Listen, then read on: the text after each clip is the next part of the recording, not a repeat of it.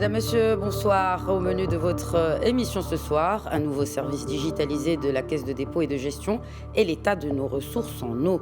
En première partie, vous allez tout savoir sur MNT, cette nouvelle plateforme en ligne pour le suivi ou la recherche des avoirs en déshérence. Aussi, nous traiterons de l'impact de la crise sur l'épargne et le rôle de cette dernière dans la relance économique, et ce en compagnie de Mohamed Belmaachi, directeur du pôle gestion de l'épargne de la CDG.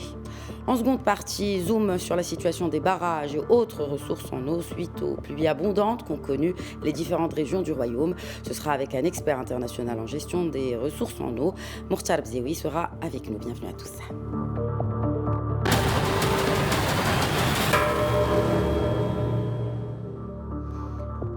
La Caisse de dépôt et de gestion, la CDG, a lancé tout récemment son service en ligne Amanti, un service pour la consultation et la recherche à distance des avoirs en déshérence. Cette situation, rappelons-le, dans laquelle se trouve un bien ou un patrimoine lorsque son propriétaire est décédé sans laisser d'héritier. Les détails avec Ala Benani. La Caisse de dépôt et de gestion poursuit la digitalisation de ses services. Dernier en date, Amanti, une plateforme qui permet la recherche et la restitution à distance des avoirs en déshérence consignés à la CDG. Ces fonds ou avoirs sont versés ou déposés par les établissements de crédit à la CDG qui les détiendra pour le compte de leur titulaire ou ayant droit jusqu'à l'expiration d'un nouveau délai de 5 ans. Passé cette échéance, ces fonds sont prescrits à l'égard de leur titulaire ou ayant droit et acquis de droit et versé au profit du Trésor. Dans le cadre de son activité de consignation, la CDG veille à la sécurisation des fonds qui lui sont confiés et qui requièrent une protection particulière jusqu'à leur liquidation. Rappelons que la CDG a ainsi développé depuis plus de 60 ans une vingtaine de services de consignation en partenariat avec les pouvoirs publics. En 2020, l'activité gestion de l'épargne du groupe CDG a maintenu la certification ISO 9001 version 2015 de son système de management de la qualité. Cette reconnaissance témoigne de l'engagement du groupe à améliorer en permanence ses processus afin d'assurer la meilleure qualité de ses services à sa clientèle tout en mettant en avant les atouts en termes d'offres innovantes. J'ai le plaisir d'accueillir depuis Rabat Mohamed Belmaachi, directeur du pôle gestion de l'épargne de la CDG. Bonsoir Mohamed Belmaachi. Bonsoir, c'est un plaisir et merci pour votre invitation.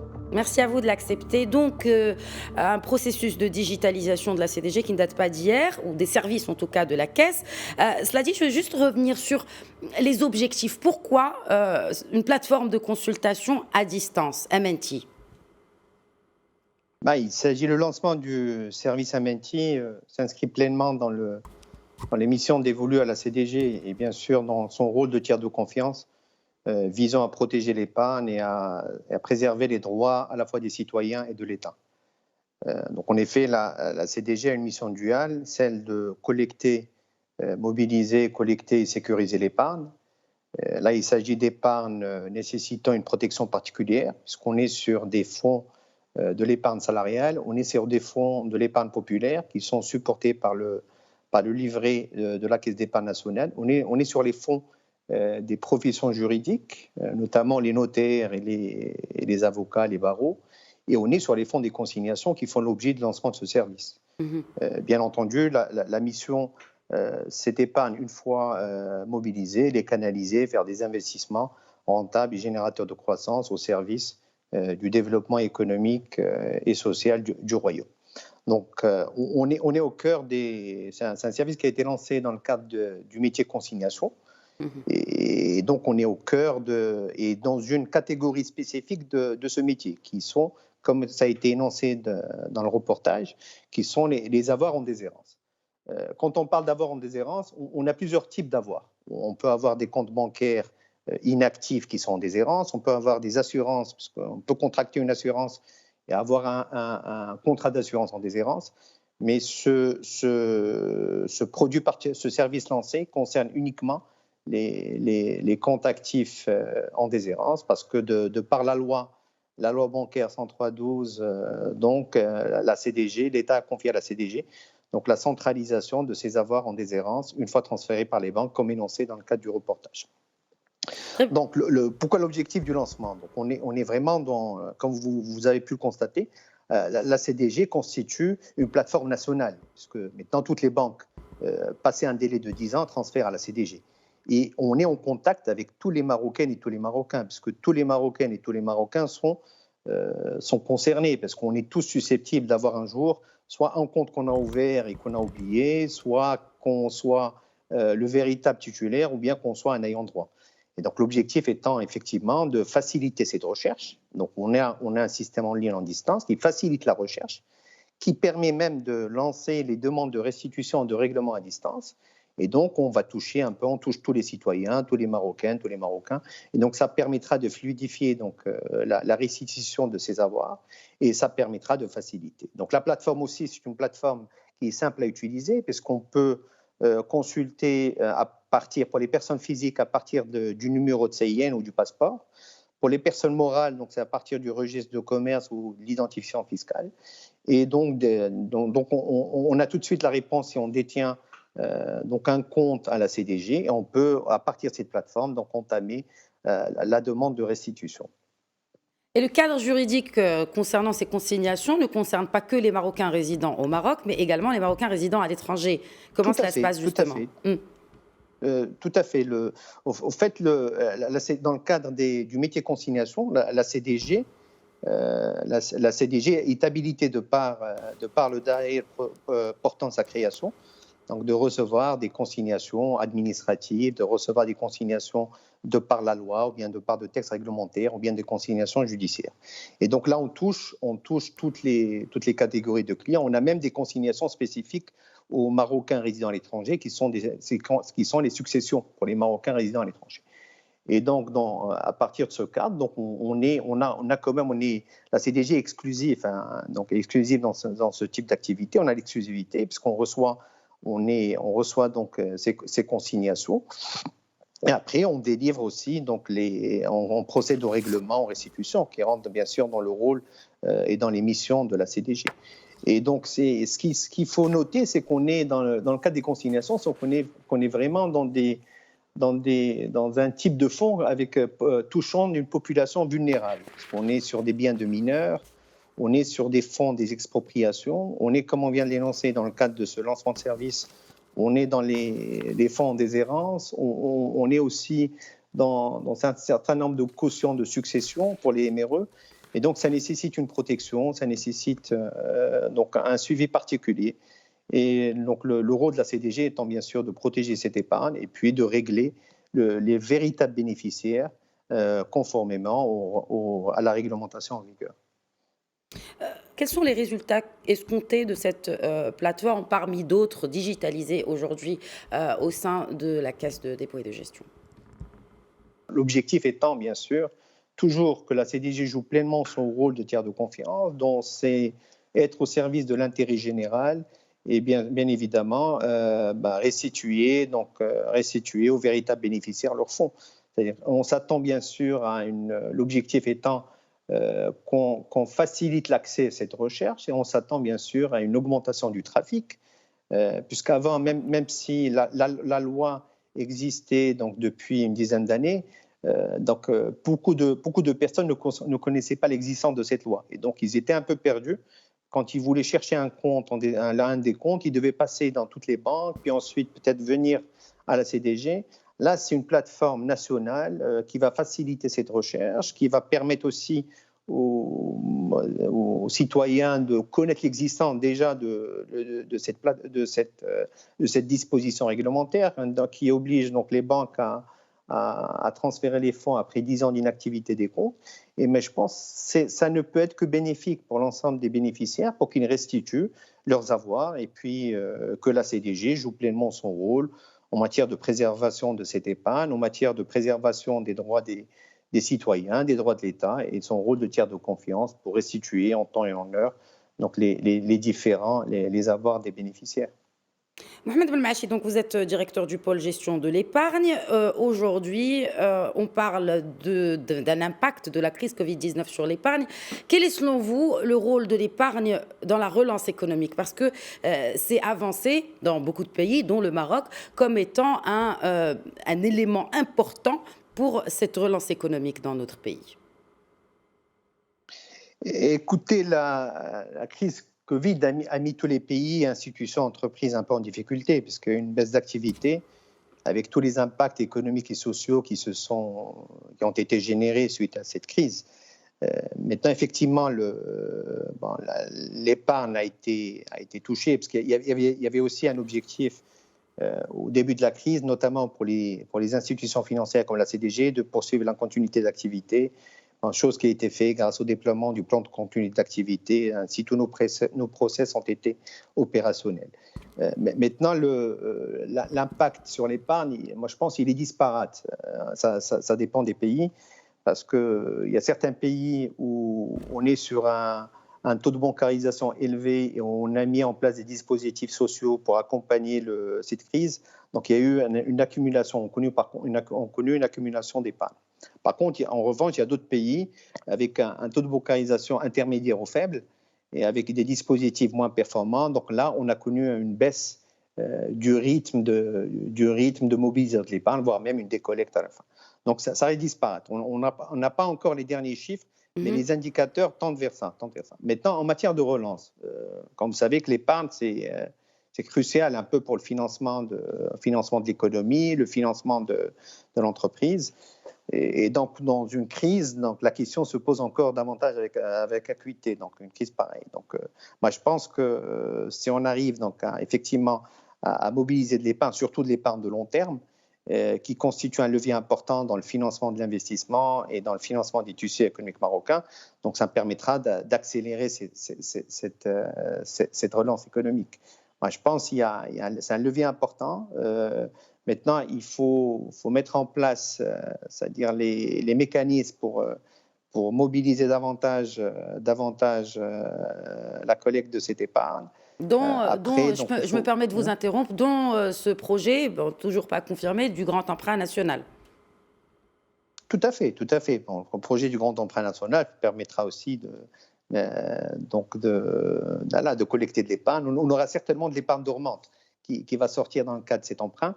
Et c'est important, qui va rentrer dans le circuit économique, qui va effectivement contribuer au financement de l'économie, au financement des entreprises. Et au financement de cette relance économique. Merci beaucoup, Mohamed Belmaachi, directeur du pôle gestion de l'épargne de la CDG, d'avoir répondu à nos questions. Merci beaucoup, c'est moi. Merci pour l'invitation. Voilà, c'est la fin de la première partie. À tout de suite.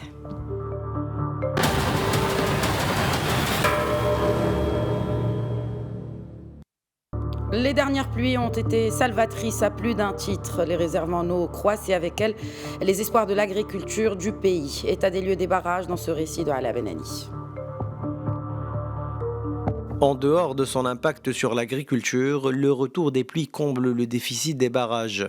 Avec un volume de 6057 millions mètres cubes à la date du 8 janvier, le taux de remplissage des barrages marocains ont atteint 38,8%, bien en dessous des 49,25% à la même période l'année dernière. Une bonne nouvelle toutefois, 5 barrages ont atteint un niveau record avec un taux de remplissage de 100%. Il s'agit des barrages de Chefchaouen et Taroudant qui avaient respectivement un taux de remplissage de 91,1% et de 61,8% une année auparavant. Les barrages de Nkhla, Bouhouda et Sidi Saïd Maachou ont maintenu leur taux de remplissage de 100%. Cela dit, le spectre du stress hydrique plane sur certaines régions, dont celle de Souss-Messa. Au 12 janvier, le taux de remplissage était à peine de 32,1%. Un déficit dû à la problématique structurelle du stress hydrique. Pour y remédier, dans le cadre du programme national d'approvisionnement eau potable et d'irrigation 2020-2027, les deux ministères de l'Agriculture et de l'Équipement ont mis en place une enveloppe de 300 millions de dirhams pour la construction de nouveaux barrages dans la région Souss-Massa. Les agriculteurs demeurent néanmoins dans l'expectatif et s'attendent à davantage de pluie. D'après les chiffres de la FAO, Organisation des Nations Unies pour l'alimentation et l'agriculture, les ressources en eau au Maroc sont actuellement évaluées à environ 500 mètres cubes par habitant par an, alors qu'elles étaient de 2500 mètres cubes en 1960. Et avec nous depuis Rabat, Mokhtar Bzioui, expert international de gestion des ressources en eau. Bonsoir, professeur Mokhtar Bzioui. Bonsoir.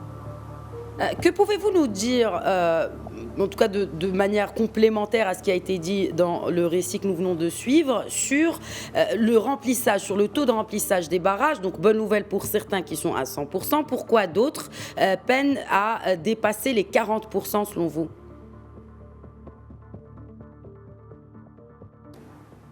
Il faut effectivement, il faut commenter tout ce qui vient d'être dit. Les barrages qui se sont remplis à 100% sont de petits barrages qui se remplissent très très vite. Les grands barrages, notamment Big Widan, le barrage de Sidi Mohamed Ben Abdallah qui alimente la zone côtière, des barrages aussi au nord, pourtant la région du nord est relativement bien arrosée avec les pluies, mettent un peu plus de temps pour se remplir. Le taux de remplissage en ce moment, il est de l'ordre de 49% pour tous les barrages.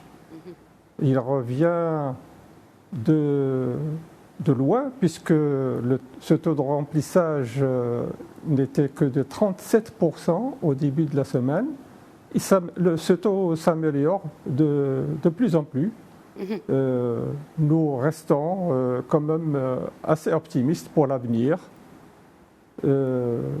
Alors, puisque vous dites qu'on reste optimiste pour l'avenir, professeur Bzioui, voilà. Donc, on reste optimiste pour l'avenir, en tout cas des barrages. Quid des autres ressources en eau du Maroc et notamment les nappes phréatiques? Pensez-vous que après ces pluies-là, après cette forte pluviométrie que connu le Royaume ces derniers jours, eh bien, la situation des nappes phréatiques peut s'améliorer comme celle des barrages? Oui, je commente d'abord l'optimisme. L'optimisme vient du fait que les écoulements, les ruissellements, cela s'appelle les eaux de surface, mettent un certain temps pour arriver. Donc nous sommes en ce moment à 49% de taux de remplissage moyen et nous espérons que cela va s'améliorer parce que, bien entendu, le ruissellement va continuer. Et puis surtout, nous avons un bon taux de neige qui va produire par la suite, renforcer le ruissellement. Maintenant, bien entendu, nous avons abordé les ressources en eau de surface, mais il n'y a pas que les eaux de surface, il y a aussi les eaux souterraines. Mais là, malheureusement, pour ce type de ressources en eau, pratiquement la totalité des nappes souterraines sont en surexploitation. Pourquoi? Parce que le prélèvement de ces nappes se fait beaucoup plus que le taux de recharge naturelle. Je prends un exemple de la nappe du Souss, oui, qui est pratiquement très sollicitée. La nappe du Souss, sa recharge naturelle, elle est de l'ordre de 400 millions de mètres cubes par an, alors que les prélèvements sont de 600 millions de mètres cubes par an. Donc il y a pratiquement une extraction de 200 millions de mètres cubes qui est en trop. Et cela contribue bien entendu à faire baisser le niveau de ces nappes, de la nappe du Souss. Et c'est pratiquement le cas pour toutes les nappes. Donc les ressources en eau souterraine, il ne faut pas trop y compter.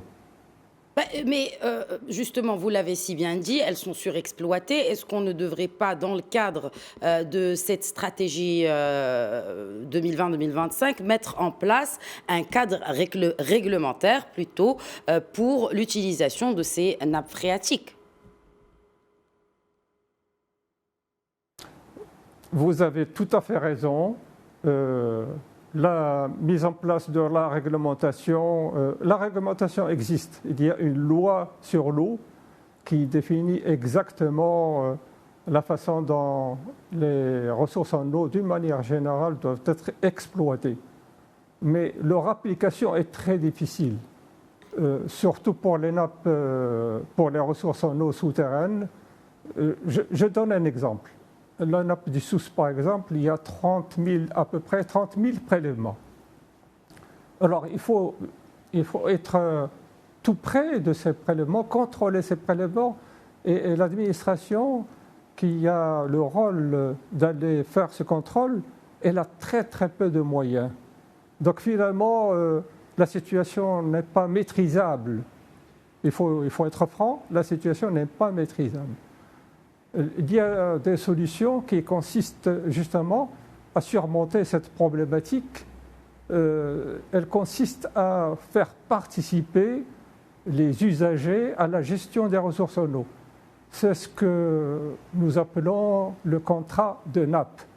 Autour d'un accord entre les usagers, l'administration, il y a un accord pour pouvoir gérer complètement les ressources en eau. La police de l'eau, pour le moment, elle est un peu débordée. Oui, alors, est-ce qu'aujourd'hui, enfin souvent, en tout cas, l'agriculture est pointée du doigt à juste titre, puisque 80% des réserves en eau, en tout cas 80% pardon, de l'exploitation des ressources en eau au Maroc va vers le secteur agricole. Est-ce que vous pensez que, notamment pour cette région de Souss-Massa ou pour d'autres, on devrait revoir notre stratégie de gestion de ressources en eau et notamment une optimisation des ressources en eau pour l'agriculture qui, rappelons-le aussi, fait partie, c'est le socle de notre économie et représente la plus grosse part de notre PIB national? Tout à fait. D'ailleurs, ce n'est pas pour rien que le programme prioritaire que vous avez cité au début de votre intervention, le programme prioritaire donne une large part à la gestion des ressources en eau pour l'irrigation. Il y a un projet qui consiste un programme qui consiste à économiser l'eau avec des moyens techniques, avec des moyens réglementaires, avec de la sensibilisation. C'est toute une panoplie de mesures qui consiste justement à essayer d'écraser cette demande pour l'irrigation. Si mes souvenirs sont bons, dans le programme prioritaire, il est prévu d'équiper 300 000 hectares en techniques économes d'eau. Est-ce qu'aujourd'hui, le Maroc peut également introduire peut-être d'autres éléments dans sa stratégie pour contrer les effets de ce stress hydrique qui, rappelons-le, augmente d'année en année et surtout, n'est-ce pas, vous avez parlé de sensibilisation, mais pas que. Il y a toute une révision des écosystèmes mis en place, dont celui du contrôle qu'on devrait revoir.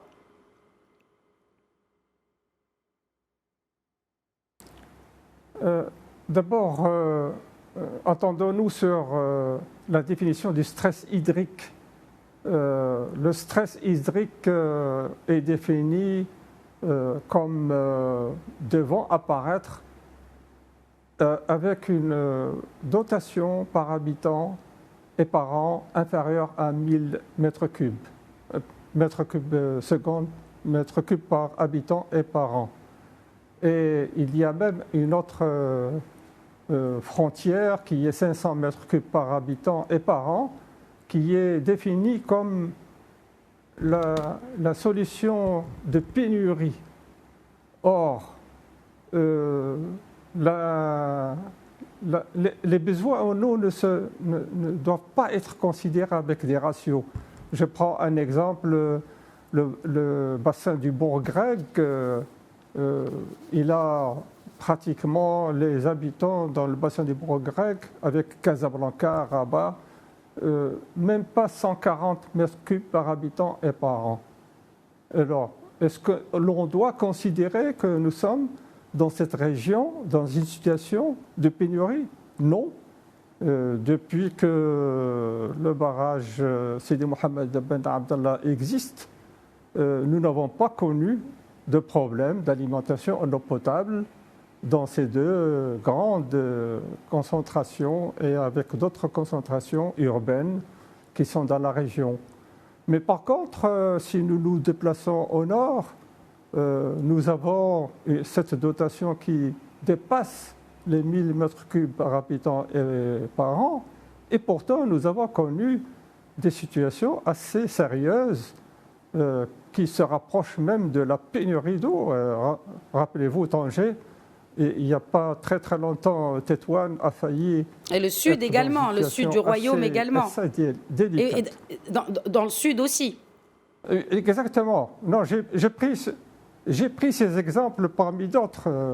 Donc c'est pour ça que je dis, considérer des situations de stress hydrique, pour moi, ça n'a pas une grande signification. Très bien, merci beaucoup, professeur Mourtar Bzioui, expert international de gestion des ressources en eau, d'avoir répondu à nos questions. Voilà, c'est la fin de Question Écho. Très bonne soirée à tous.